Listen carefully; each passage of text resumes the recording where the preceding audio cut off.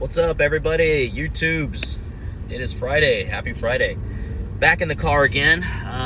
Dude, I'm always driving. This is like, it's like I'm an Uber driver almost. But anyway, okay. So today's topic is what bad timing means in real estate. So when somebody says, "Oh, that's just bad timing," or they're trying to time the market, like, what does bad timing mean? So, okay, I have kind of a convoluted answer, so kind of stick with me here. So I don't think bad timing necessarily means specifically like, oh, you shouldn't have bought in June, you should have bought in July, or you shouldn't have sold that house, you should have, shouldn't have sold it now, you should have sold it later. To me, this is a little bit different. Bad timing sometimes means maybe it's a bad time in your life that you shouldn't be making this big decision, right? Where you maybe shouldn't be making a decision that is emotional, right? So it's bad timing on your part, or not on your part, but you know what I mean. It's like bad timing on somebody's part to have maybe some life event happen that triggers them to make this decision that maybe they didn't quite think through. That's bad timing, right? In this sense that I'm talking about. There's also bad timing of just getting, the emotional part, like making a decision without talking through it or just being uncertain about it. The other part about bad timing, it can kind of go the other way, where maybe you sold something too early, right? And we didn't hang on to it long enough. For example, the reason why I say that specifically is because when I moved in 2014, I bought my house. We moved from Haslett to North Arlington, and I sold my house because I could make like $22,000 or $25,000 on it.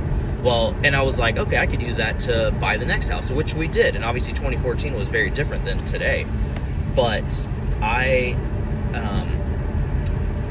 shouldn't have sold that house. It was bad timing on my part, because if I would have kept it, then yes, I may not have gotten that 25 grand that I made off that house, but by now that house would have been paid off, and it probably would have been worth $275,000 or $300,000. So I mean, I could have sold it to, to make a pretty good profit on it. That would have been great timing, but it was bad timing on my part because I sold it too soon. So it can kind of go in a lot of different directions. But as far as like actual time of the year, if that's what we want to go down to, I mean, there's not really a bad time of year to buy or to sell. It really just depends on how prepared you are whenever you're ready to do something, right?